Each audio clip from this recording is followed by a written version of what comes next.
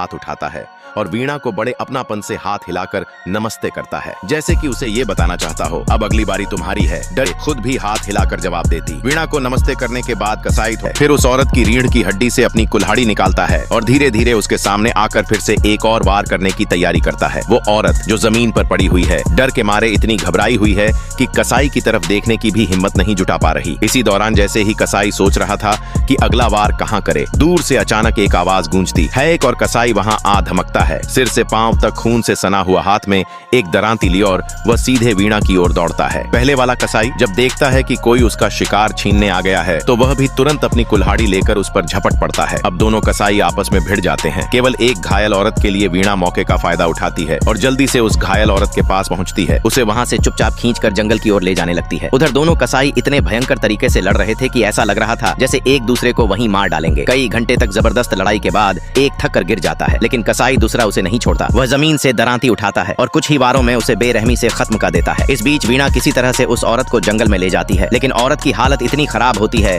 कि उसे लेकर भागते रहना नामुमकिन होता है। वीणा तय करती है कि वह पहले औरत को एक जगह छुपा देगी, फिर खुद अकेले बाहर जाकर फॉबलर संभवतः कोई साथी को बुलाएगी। वह औरत को झाड़ियों में छुपाती है, ऊपर से पत्तों और शाखाओं से ढक देती है, लेकिन वह एक बहुत ही जरूरी बात भूल जाती है। औरत के खून के निशान। वीणा के जाने के कुछ ही देर बाद कसाई खून की बू सूंघकर सीधे उस जगह आ पहुंचता है। बाहर कदमों की आहट सुनकर झाड़ियों में छिपी औरत डर के मारे कांपने लगती है, अपना मुंह दबाकर सांस रोक लेती है, लेकिन यह सब बेकार जाता है। आखिरकार कसाई उस औरत को ढूंढ ही लेता।